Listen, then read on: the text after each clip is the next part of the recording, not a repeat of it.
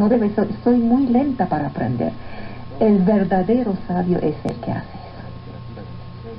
eso. Y sí existen, los he encontrado, son muy pocos por supuesto, por eso son sabios. Sí. Pero sí se llega a eso. La sabiduría te da esa... ¿Qué es la sabiduría? La sabiduría es la colección de saberes, podríamos decir. No tiene nada que ver, no tiene nada que ver. ¿Es el manejo del saber? No, es el manejo de la vida. El manejo de la vida. Es algo de saber. La inmensa ignorancia no anda con ella. Es ir más allá del saber. ¿Y de dónde obtiene la benevolencia ese Es saber? ir más allá del saber. Es saber más hombres. Es lo que dije una vez, la enciclopedia más el dolor. La enciclopedia sola, no. El dolor solo, tampoco. Los dos juntos. Sí. La que hace una cosa más grande. El libro más la vida.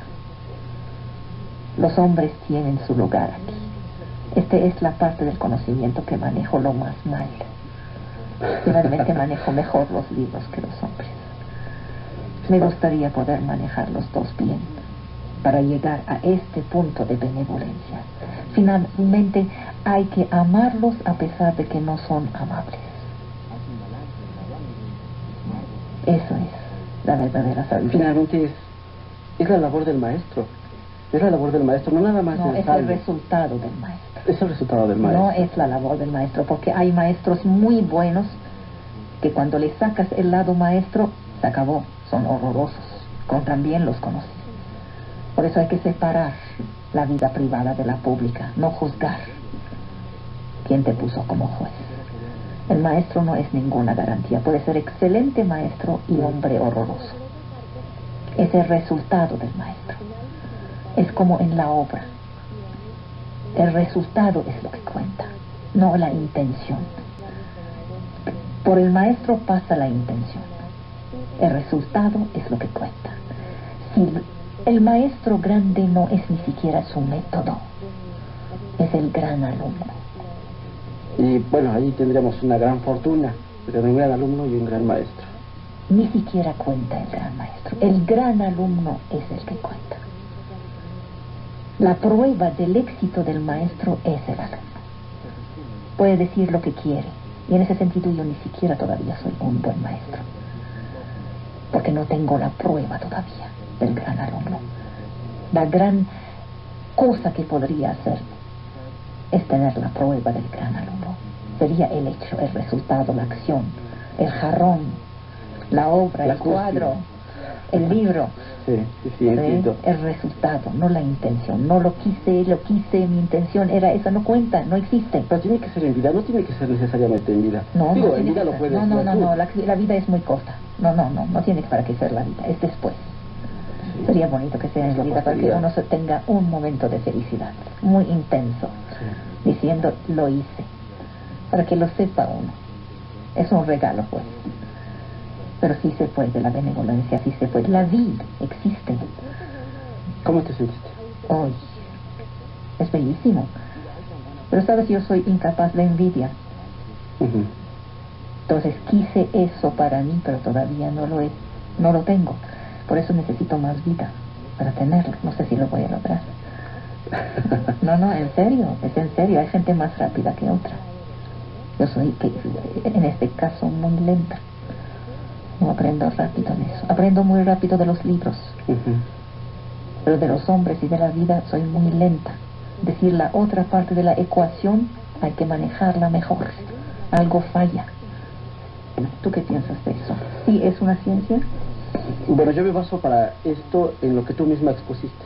Sí. Argumentaste que es una ciencia porque sigue métodos científicos. No dije que es una ciencia, dije que sigue métodos científicos. Sí, ¿sigue métodos científicos? Es algo que no puede ser una ciencia, pero que sigue métodos científicos. No puede ser una ciencia porque lo aleatorio es mucho, la complejidad es demasiada. Las causas son... Y hablamos del espíritu. Inatrapables, y hablamos del espíritu. Yo creo que hay una razón más por la que la psicología no puede ser una ciencia.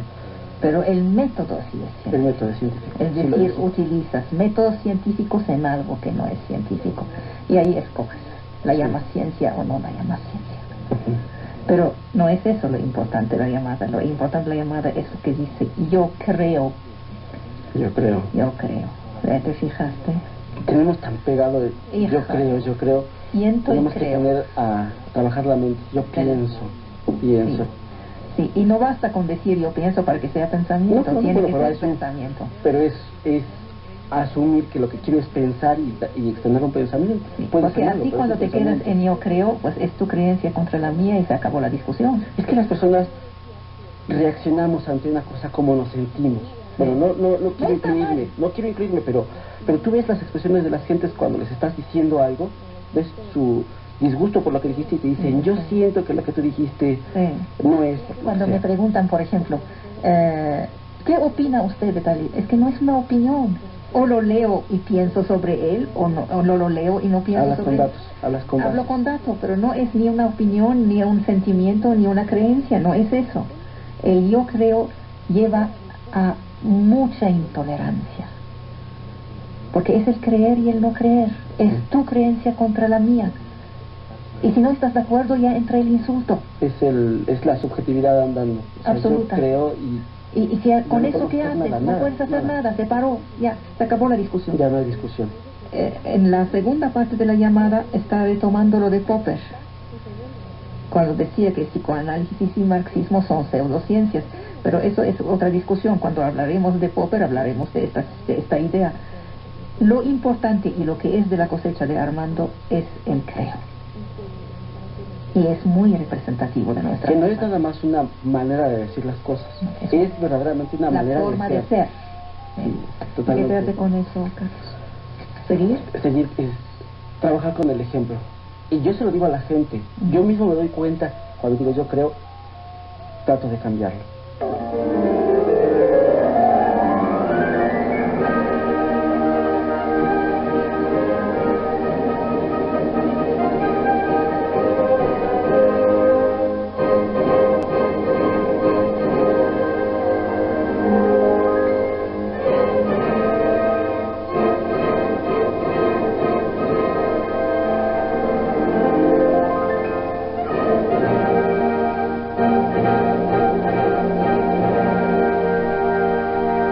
Vamos a ir mucho más allá del catecismo, como lo hicimos juntos cuando trabajé sobre la Biblia.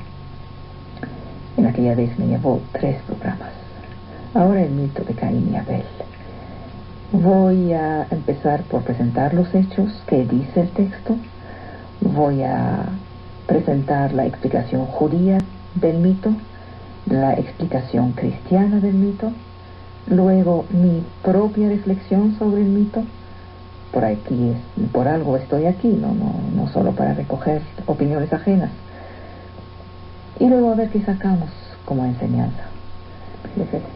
En el principio no solo había la creación o el verbo. En el principio había un deseo y la sanción inmediata de este deseo. Expulsada del paraíso, la primera pareja está condenada a trabajar, parir en el dolor y morir. Lo que significa que cada sujeto que desea es mortal. El mito no se termina ahí. Adán y Eva tienen 2 hijos, Abel el pastor y Caín el agricultor.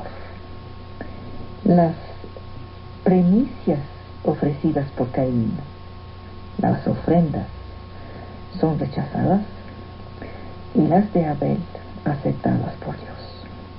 Caín matará a Abel, estará condenado a vivir perseguido y a expiar su culpa en la errancia. Construirá una ciudad a la cual dará el nombre de su hijo Enoc.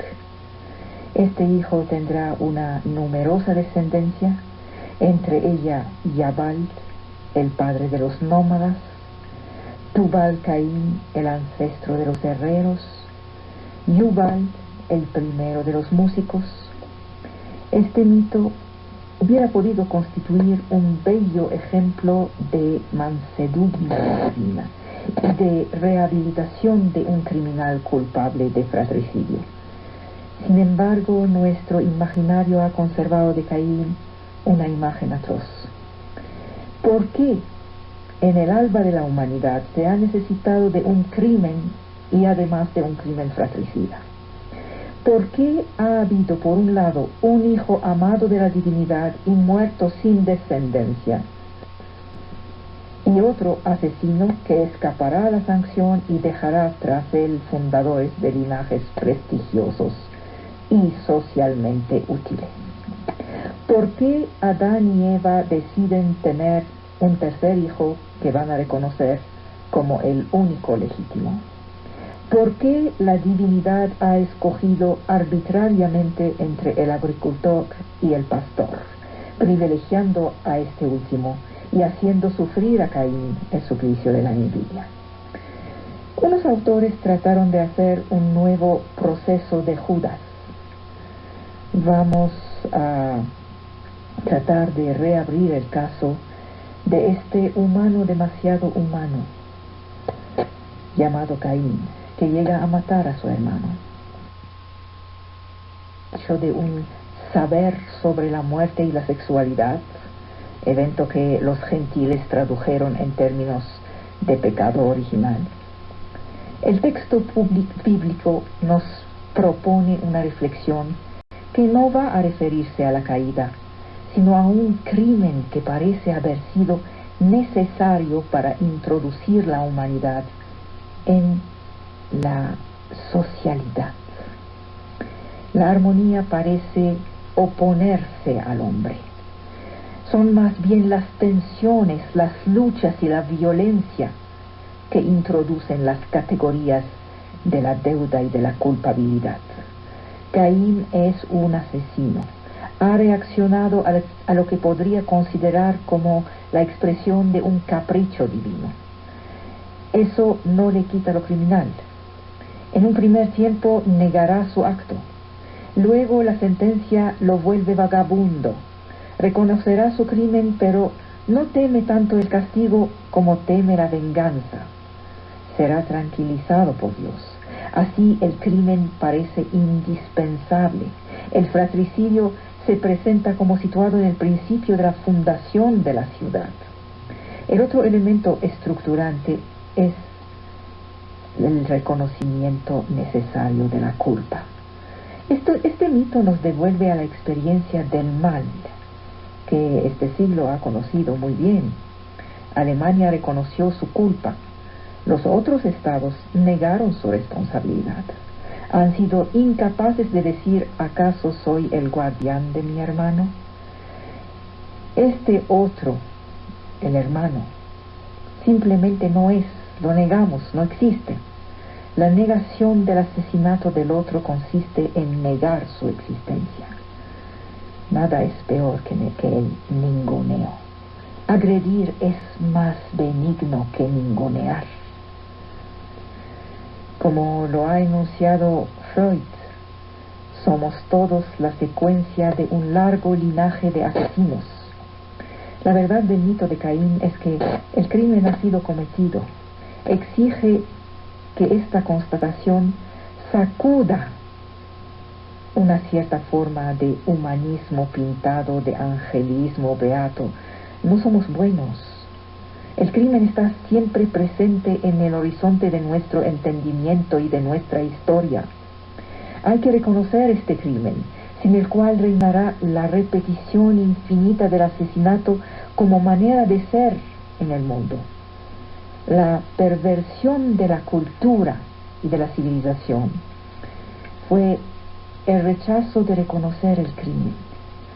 Esto está en el principio de una negación que no para de presentarnos la parte maldita de Caín, lastimado por la presencia del otro, que no puede reconocer como su hermano y del cual tampoco puede liberarse. Es porque ha podido reconocer su culpa, y sólo después de que una sentencia lo hubiera castigado, que sus descendientes pudieron fundar las formas de sociedad que nos dieron nacimiento. Hay que determinar la naturaleza y el grado de culpabilidad de este primer crimen, sin el cual la historia de la humanidad no sería la misma. Este mito de los orígenes nuestros está basado sobre una monstruosidad. ¿Por qué? Vamos a ver los hechos. ¿Qué dice el texto? La breve historia de Caín y de Abel está en el corazón de la interrogación de nuestra civilización sobre el asesinato, sobre la prohibición del asesinato, sobre la responsabilidad de cada quien. Desde los principios de la humanidad hay que contar lo peor: la incomprensión, la violencia, la herida de los comienzos. Todo esto provoca terror y sorpresa. Escribía San Agustín algunos versículos que contienen las grandes enigmas de la historia humana: la violencia y los celos, la culpabilidad y el castigo, además de la cuestión mayor, la responsabilidad de uno por el otro. ¿Por qué la Biblia inaugura así la sucesión de las generaciones? Este es un relato de los comienzos. Hay que tomar las cosas como son. Esta es nuestra fundación. Caín es el primer hijo, el primer primogénito. Abel es el primer hermano. Ambos son la primera fratría. Expresan los primeros sentimientos de un hermano hacia el otro. Ahí están las primeras relaciones hacia el universo que los precede, siendo Caín el primer cultivador y Abel el primer pastor. En los principios de la historia, la Biblia no nos presenta una concepción y una imagen idílica de la familia. Los celos, la diferencia de gustos, de reacciones, de ocupaciones, de intereses, el sentimiento de no ser considerado de la misma manera por la autoridad divina, el sentimiento de no ser amado cuando se quiere serlo. Así que no solo se trata de una historia de familia, sino de una historia en la cual toda la humanidad encontrará el reflejo o el eco de lo que es. El crimen no es el término de toda relación entre hermanos, sino una visión de la humanidad. Evoca dos figuras fundamentales y antagónicas de una etapa de la sociedad humana. Caín y Abel muestran el advenimiento de la agricultura y la ganadería, las rivalidades entre agricultores y pastores nómadas, estos últimos representando un peligro para los primeros, ya que su trabajo necesita sedentarización, preservación de los cultivos, cuidado de los cultivos. La rivalidad está inscrita en la relación familiar desde los orígenes.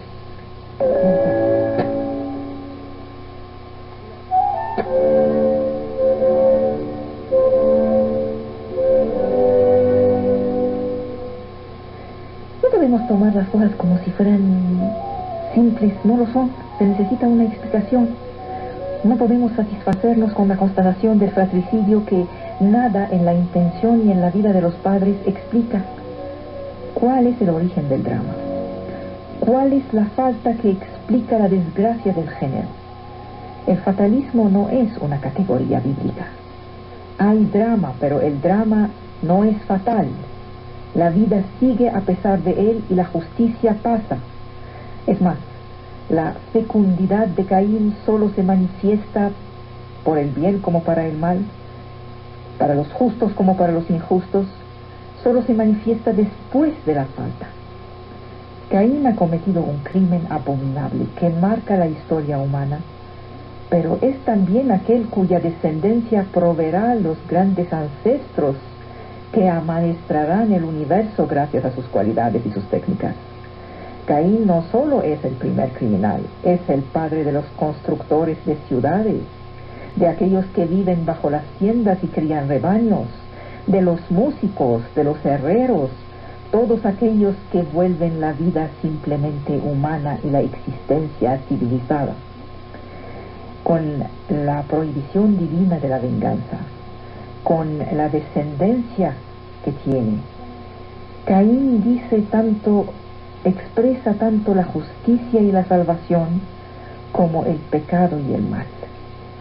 En un principio tenemos el sacrificio primordial y el fracaso de este sacrificio. Este primer sacrificio de la historia de la humanidad se presenta como una competencia trágica, cuyo término sería la muerte de uno por el otro. El fracaso del sacrificio induce a la reflexión sobre el buen funcionamiento del culto. En el jardín del Edén, allá donde Dios y los seres humanos viven juntos, el sacrificio es aparentemente superfluo. No se necesita de mediación. No hay templo, no hay altar, no hay sacrificio. El primer sacrificio no está ligado al pecado. No es la expresión de un sentimiento de culpabilidad. No sirve para apaciguar a Dios, para disuadirlo de ejercer el castigo anunciado. El primer sacrificio está ofrecido a Dios en las puertas del jardín del Edén. Procede de la existencia ya de una distancia entre Dios y los humanos. Dios ya no es naturalmente presente. La relación con Él ya no es evidente. Hay ruptura de esta relación inmediata. El sacrificio nace de la aspiración a restablecer la relación con Dios.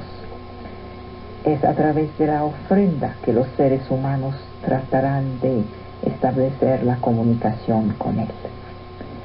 Este sacrificio no está hecho por aquellos que Dios ha exiliado, sino por sus hijos, que son totalmente inocentes del pecado original, porque solos unos inocentes pueden sacrificar a Dios. El sacrificio solo es posible allá donde el pecado no establece un obstáculo. Miren la historia de Noé. Noé, el ancestro de la nueva humanidad, juega así el papel del sacrificio primordial. Este segundo sacrificio presenta las mismas características que el primero, el de Caín y Abel. No está ofrecido por los culpables, tampoco sirve para apaciguar la ira divina, tampoco sirve para solicitar el perdón, ni para disuadir a Dios de sancionar. Como Caín y Abel, Noé es un inocente, lo que le valdrá ser salvado del diluvio. Y su sacrificio, como el de los dos hermanos, se hace después de que Dios hubiera castigado a la humanidad pecadora. Toda vida ya ha sido erradicada de la superficie de la tierra, con excepción de la de Noé y los que se encontraban con él en el arca. El sacrificio será el medio por el cual Noé, como Caín y Abel, reanudarán una relación que el pecado había roto. Porque el sacrificio está siempre volteado hacia el futuro, jamás hacia el pasado. El primer sacrificio se llama minha, que significa tanto en hebreo como en árabe ofrenda. Presente, que el súbdito ofrece a su rey. La minha significa que el tributario reconoce la autoridad de aquel a quien la ofrece y expresa su sumisión. Todo sacrificio es un gesto de homenaje, una marca de sugestión. Esta minha no es ofrecida conjuntamente por los dos hermanos. Estos proceden de manera separada, al mismo tiempo, simultáneamente, pero cada quien por su lado. No es una manifestación de piedad, es un concurso. Los resultados son diametralmente opuestos. El único otro ejemplo en toda la Biblia de dos sacrificios ofrecidos paralelamente es la escena que ocurre arriba del monte Carmel, con Elías de un lado y los profetas de Baal del otro lado. Estaban destinados a mostrar quién de Yahvé o de Baal es el verdadero Dios. Cada quien prepara su holocausto y Dios se manifiesta enviando el fuego del cielo sobre la madera del sacrificio. La competencia entre Elías y los profetas de Baal debía determinar quién es Dios. Aquí, en el caso de Caín y Abel, se trata de decidir cuáles de los dos hermanos, de las dos materias sacrificadas, cuál es la que puede servir de minha. Estamos en otoño, el año agrícola está terminando, cada uno de los dos hermanos presenta a Dios los productos de su actividad. Caín, el agricultor, trae los frutos de la tierra. Abel, el pastor, ofrece las piezas de ganado chico de su rebaño, la grasa, los primogénitos. Esto supone matar al animal y despedazarlo. Dios reacciona ante las ofrendas sin absolutamente ninguna ambigüedad. Mira a Abel, no mira a Caín. Dios hace saber que solo una ofrenda animal puede servir de menja. ¿Por qué? La actitud de Dios es coherente con el según la exégesis judía medieval de Rachi de Troya. Dice, porque la tierra ha sido maldita. Abel ha dejado la agricultura. Esta agricultura está practicada por Caín. Lleva la marca de la maldición divina. Su ofrenda evoca la ruptura del estado original y recuerda a Dios la desobediencia y revuelta de la primera pareja. En cambio, la ofrenda de Abel manifiesta la sumisión, ya que expresa el reconocimiento de la soberanía de Dios sobre toda vida. Es también el producto de una actividad que se inscribe en el orden de la creación. Los animales que Abel guardaba son parte de aquellos que Dios ha creado para ayudar a Adán. La ofrenda de Caín evoca el pecado. La tierra ha producido la materia de su sacrificio. Es el lugar de donde salió el hombre y al que volverá. La ofrenda de Abel evoca la multiplicación de la vida. Volviendo a Noé, su holocausto tuvo el resultado prodigioso de llevar Dios a levantar la maldición que había pronunciado sobre la tierra. No seguiré maldiciendo la tierra por causa del hombre. Y llevó a garantizar la alternancia regular del tiempo y de las estaciones. Noé no saca ninguna ventaja personal de su sacrificio, es la humanidad entera que será la beneficiaria. En cambio, la dinámica del sacrificio está rota en el caso de Caín y Abel. Caín lleva a Abel a los campos, estos serán el lugar donde se inscribirá el primer crimen. Emerge brutalmente la violencia y la muerte. Esta violencia se vuelve contagiosa, acaba por llenar la tierra. La reacción divina había provocado en Caín la ira y ésta se volvió irrazonada y absurda. No estaba dirigida contra Dios, sino contra Abel. La parcialidad de Dios, quien acepta el solo sacrificio de Abel, no lleva a Caín a la revuelta contra una actitud divina arbitraria, sino a descubrir el sentimiento de rivalidad que lleva con él a la muerte. Dios se había quedado hasta aquí desesperadamente silencioso, sin dar ninguna explicación de su comportamiento, y por fin habla, no para justificarse, sino para dar un sentido a este sacrificio. El desafío de ser como Dios y amaestrar la libertad. La humanidad naciente ya lo sabía a partir de la desobediencia de Adán y Eva. Ahora le va a agregar otro desafío, la maestría de la desigualdad y de la rivalidad. Caín debe escoger entre la vida y la muerte. La vida si acepta su lugar, la muerte si quiere tomar el lugar del otro. Este último deseo le gana al primero. Caín quiere ser Abel, ocupar su lugar, dejar de ser agricultor para volverse nómada, y se vuelve nómada, errante y vagabundo. El sacrificio ha provocado una explosión de violencia que llevará al diluvio y a la destrucción. El sacrificio no es un ritual mágico, es el subtítulo del árbol de la vida. El pecado, en este caso un pecado también social, el pecado mata el sacrificio. Cuando la relación social ya no es una relación entre hermanos, sino entre rivales, la relación se destruye. La relación con Dios se vuelve imposible. Los profetas no dirán otra cosa.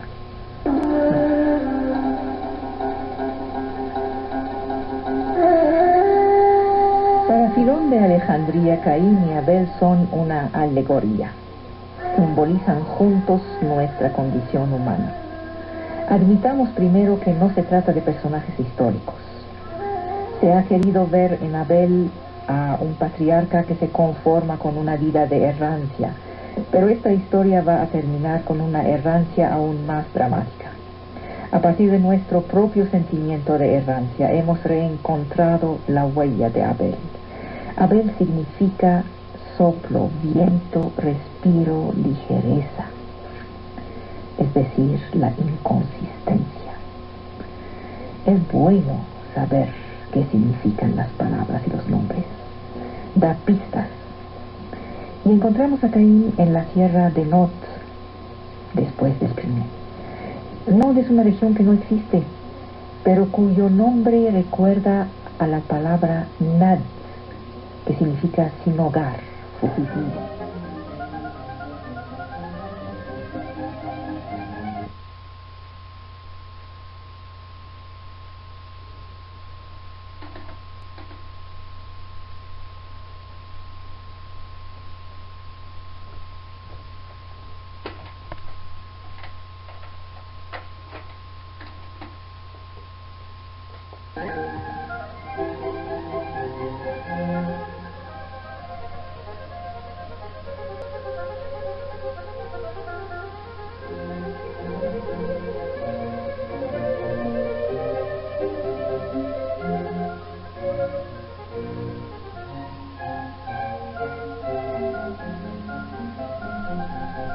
Y encontramos a Caín en la tierra de Nod, después del crimen.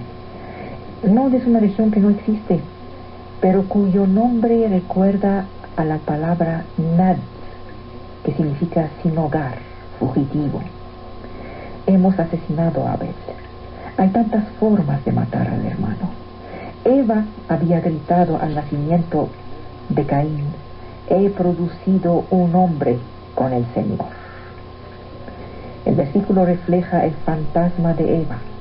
Cree conocer el bien del mal, cree haberse apropiado del árbol de la vida, se alzó hasta el nivel de Dios, cree haber creado con él. Esta forma de deificar la maternidad es de todos los tiempos. Desde el versículo siguiente resulta que Caín no se sabe errante. Se contenta con servir la tierra a la imagen de esta madre posesiva. Producto de su madre, Caín deifica su actividad y reduce el mundo al producto de su trabajo. Produce cosechas en oposición a su hermano, el guardián de los rebaños. Abel se presenta en la errancia fuera del jardín en una vida inestable. La tradición llega hasta acusar a Caín de solo dar a Dios los restos.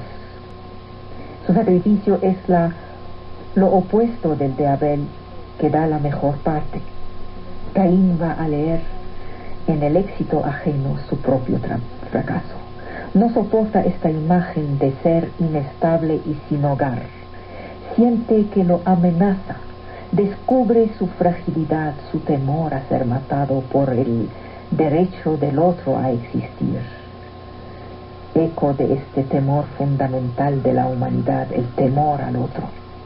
Abel encarna la vanidad, la inconsistencia, la fragilidad que Caín trata de evacuar de sí mismo. Este va a eliminar a Abel, el inconsistente que lo amenaza. Nuestro punto de partida es la constante negación de Abel que está en nosotros. Somos todos los no guardianes de nuestros hermanos. Parece que Abel es el suplemento de alma susceptible de dar a la existencia de Caín su precio. Cuando Abel es mencionado solo, aparece como primero.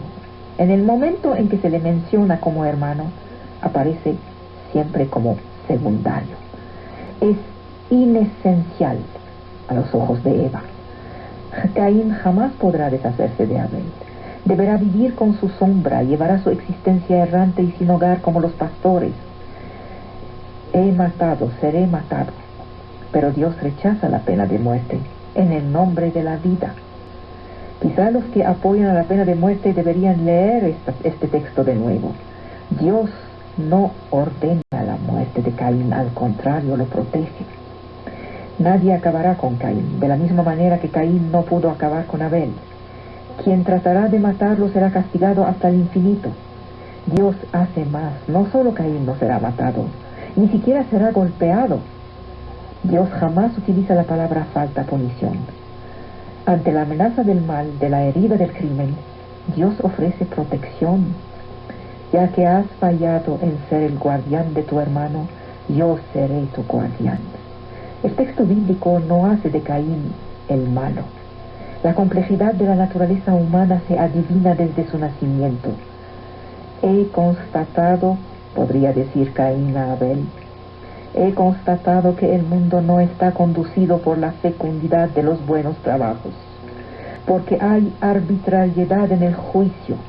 Ninguna buena recompensa es dada a los justos, ninguna punición alcanza a los malos. Esta es la voz de Job o del Eclesiastés. Del Eclesiastés no hay ninguna condena definitiva. Se puede hablar casi de favoritismo hacia Caín. Es con él, jamás con Abel, que Dios dialoga, como si Caín hacía por fin el conocimiento de Dios de un modo negativo después del crimen. En él como en nosotros está la quemazón del sentimiento de rechazo, de exclusión, de la preferencia dada al otro. Pensamos que el otro nos echa sombra y nos creemos en desgracia. Dios sabe que Caín está en peligro.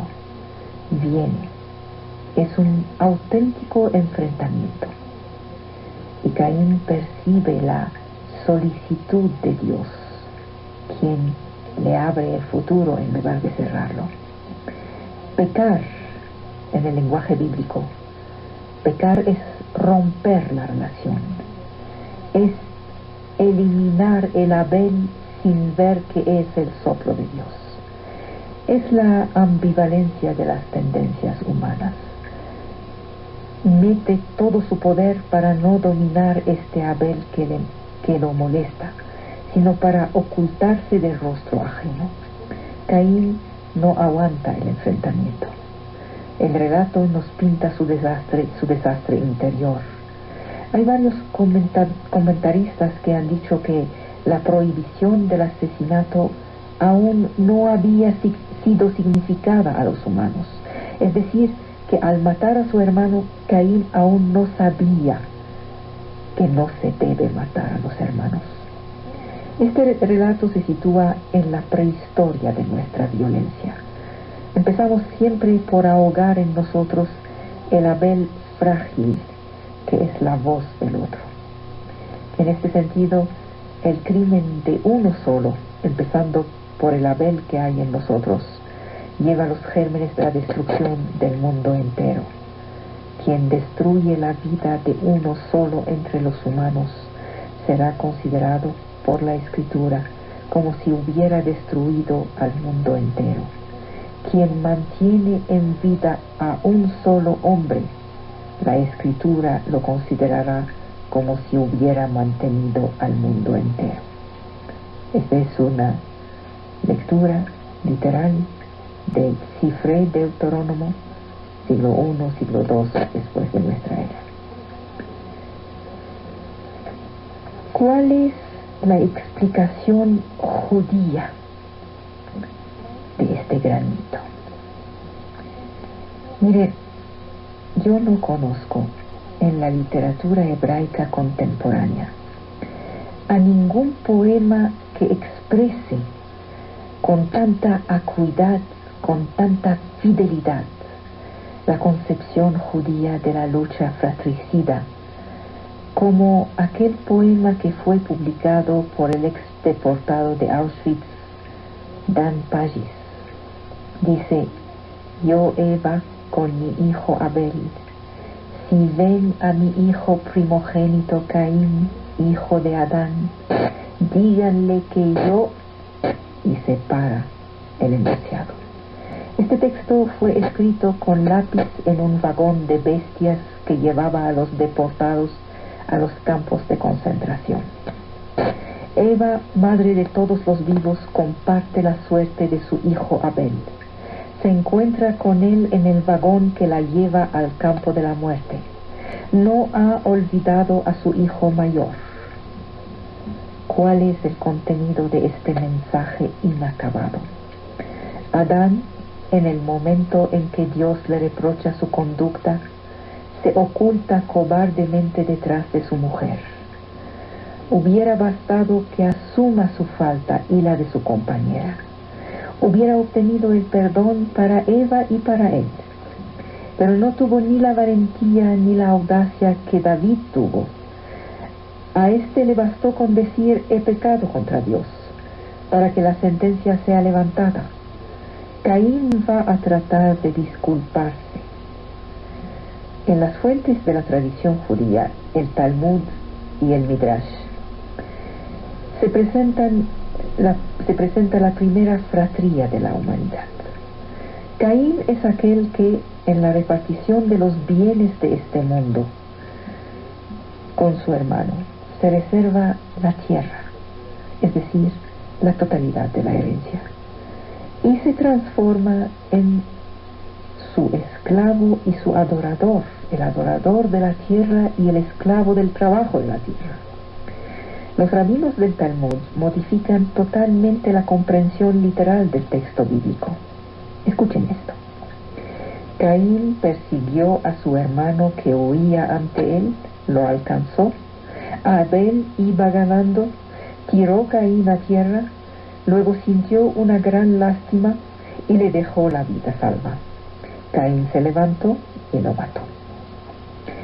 Luego viene el grito de Abel: ¿por qué, Señor, has dejado que Caín perpetrara su crimen? Esta pregunta del por qué ha habitado a todos los sobrevivientes. En esta historia, ¿dónde estaba Dios? Esta cuestión vuelve a plantearse en el Midrash. Y esta voz se pone en la boca de Caín: eres el guardián de todas las criaturas. Tu deber era de ser vigilante en la puerta e impedir la entrada de los ladrones. ¿Por qué fallaste a tu misión? Dice Caín: he asesinado, pero tú, el guardián supremo, ¿por qué me has dejado asesinar? Tú eres el responsable. Estos dos primeros hermanos no son responsables del pecado de sus padres. Los padres no morirán por sus hijos, ni los hijos por sus padres. Cada quien cargará con el castigo de su propio crimen.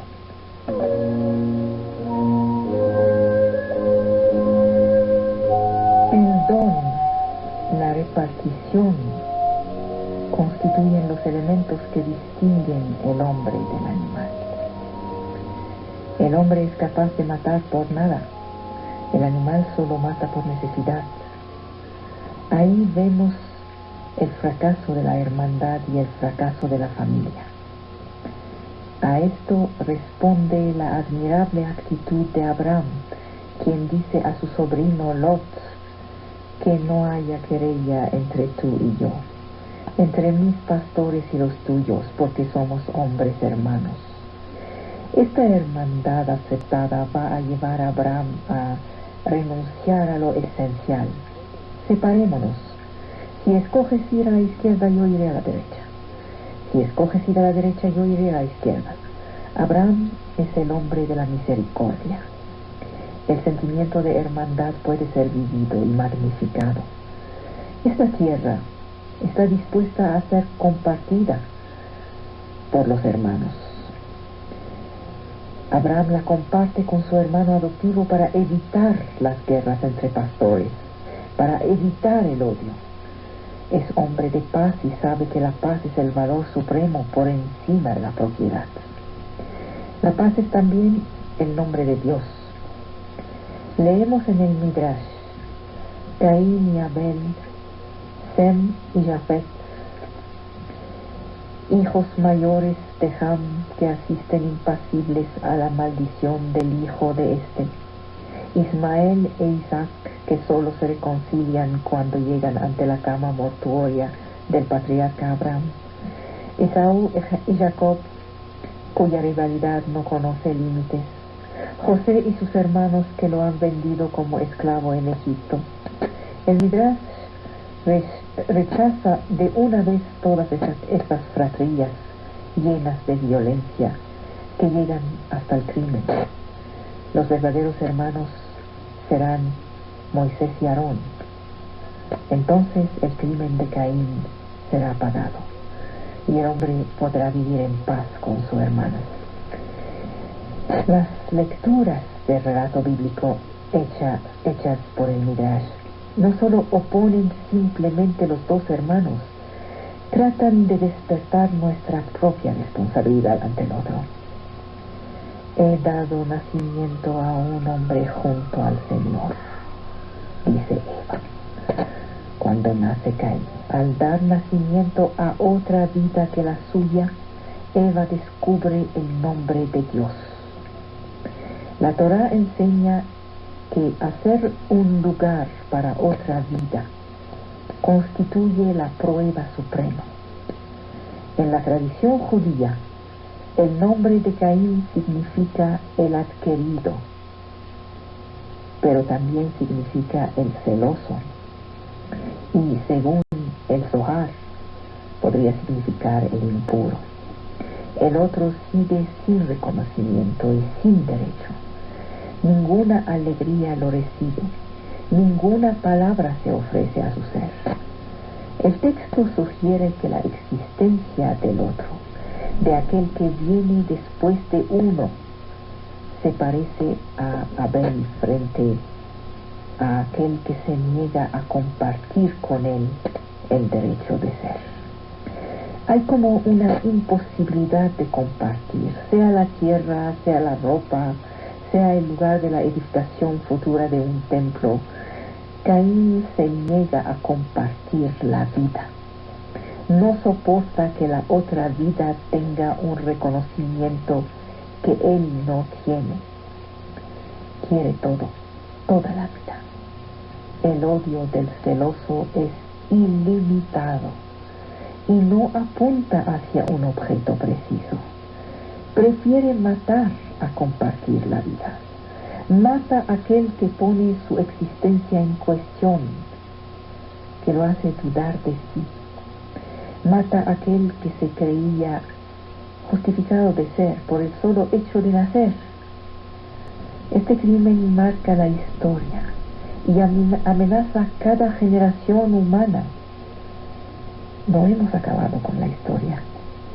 Cuando me contaron que cuando se habló de otorgar el Nobel a Alfonso Reyes, los intelectuales mexicanos empezaron a dar la vuelta de las embajadas y de los países para impedir que se le diera el Nobel a Alfonso Reyes. Este es el crimen de Abel por Caín. Otra vez se repite bajo todas sus formas a cada instante. A la cuestión de Dios, ¿dónde está Abel?, Caín responde: no lo sé. ¿Acaso soy el guardián de mi hermano? Caín busca la irresponsabilidad. El hombre se parece a Caín. Este texto enseña que es tarea del hombre que de cuidar a su hermano. Dios no lo reemplazará en esta tarea. Responsabilidad y presencia no relevan de una opción, son una obligación. La muerte de Abel fija su vida en lo inacabado de aquel que no tendrá descendencia. Matar a un hombre tiene siempre consecuencias que van más allá de su simple desaparición. Caín es condenado. Sin embargo, su pena no es absoluta porque, según el Midrash, ignoraba la prohibición de matar.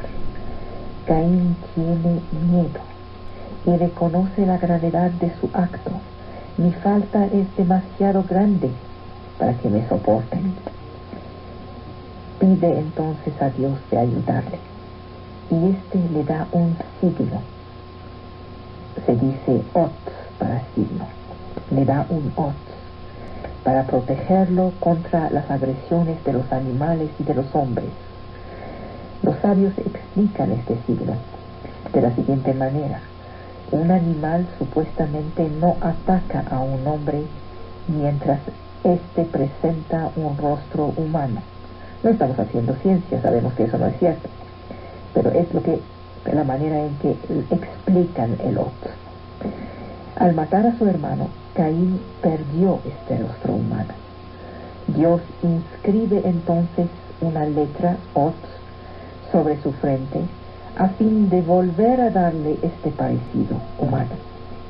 La descendencia de Caín desaparece al cabo de algunas generaciones, dice, En el momento del diluvio, la Torá dice que la humanidad no desciende ni de Caín ni de Abel, sino del tercer hijo, Set, quien reemplaza a Abel. Set y sus descendientes saben que su vida viene después de un drama, es un nuevo comienzo.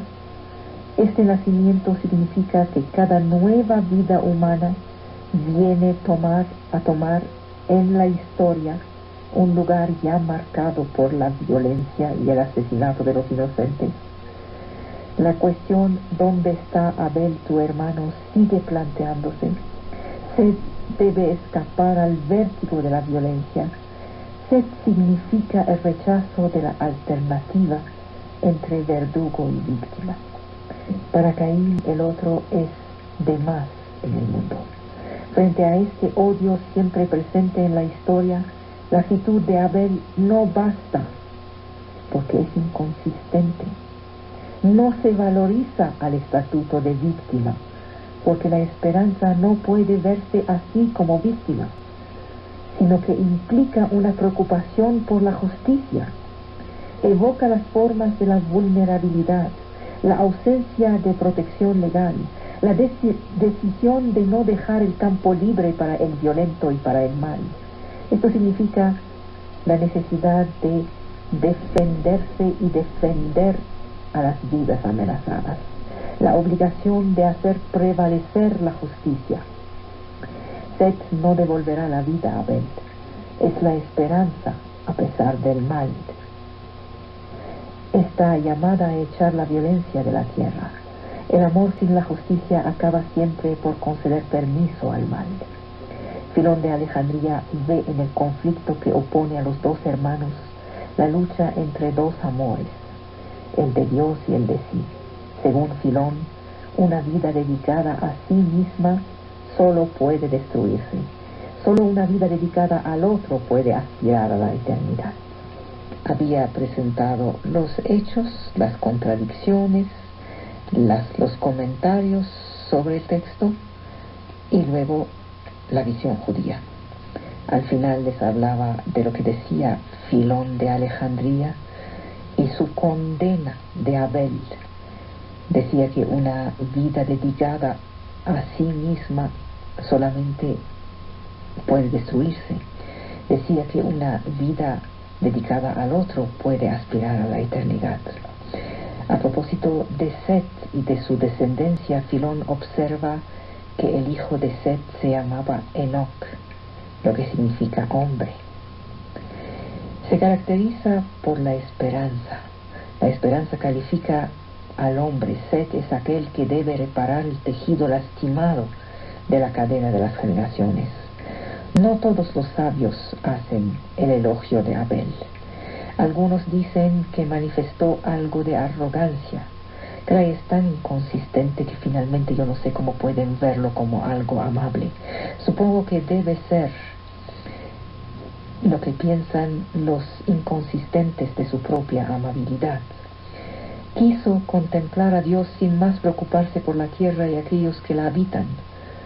Behay de Zaragoza ve en eso el signo de su desprecio, de su desvalorización del trabajo. Denuncia la insuficiencia de un amor de Dios que olvida la tierra y los hombres. Este amor no se preocupa por el bien que hay que hacer aquí. Bajo pretexto de nostalgia infinita de Dios, este amor desprecia a la creación. El amor de Dios, insiste la Torá, el amor de Dios pasa por el del prójimo y por la justicia que le es debida. Necesito aquí seguir dando mi propia tentativa de explicación de las cosas, no porque sea mejor o peor, sino porque no puedo dejar de pensar en esto. Cuando se mete uno en algo tan apasionante, desata en sí mismo un torrente de pensamientos y de sensibilidad, y me gustaría compartirlos con ustedes. Miren, en el principio de la historia de la humanidad, el mito bíblico evoca el fratricidio como tiempo fundador de la cultura. Caín, el asesino que ha reconocido su culpa, va a ser el padre prestigioso de los constructores, los poetas, los músicos y los herreros. ¿Es la culpa o su reconocimiento que van a permitir a la civilización de constituirse? El reconocimiento del crimen contribuye a prohibir su funesta repetición. ¿Cómo es que el crimen atraviesa la historia, representando uno de los tiempos fuertes de la constitución de la relación social? El crimen es constante hasta hoy.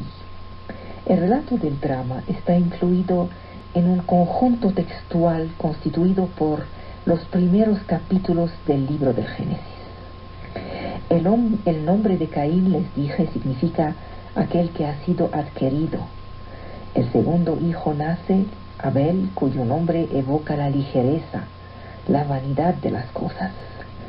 La secuencia la conocemos. Caín será quien trabaja la tierra. Abel, el pastor que prefigura a los patriarcas Abraham, Isaac, Jacob y Mahoma, fundará una actividad, mientras que Caín trabajará la tierra de la cual fueron sacados sus padres y que fue maldecida durante la gran ira divina. Por razones oscuras, la ofrenda de Caín ha sido rechazada, la de Abel fue aceptada. Esta injusticia llevará a Caín a matar a su hermano, pero no será condenado a muerte. Marcado será aquel que designan como criminal, y que nadie debe matar. Esta temible distinción va al par con una extraña promesa. Aquel que atentará a la vida de este protegido será castigado 7 veces.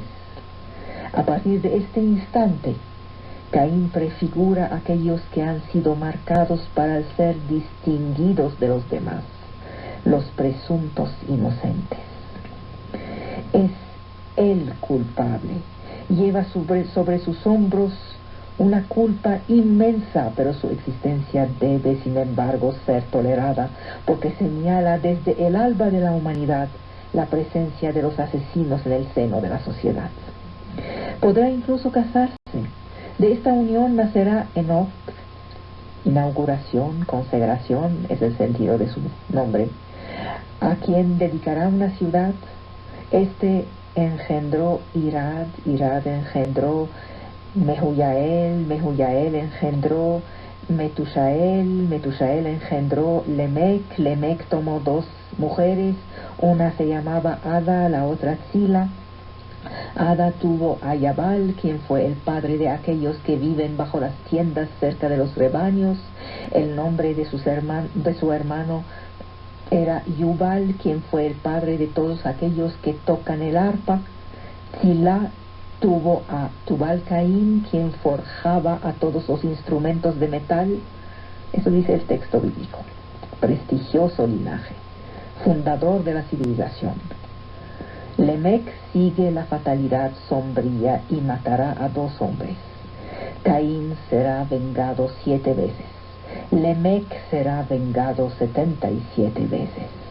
¿Pero qué pasa aquí? Es decir, si matamos, seremos vengados y protegidos.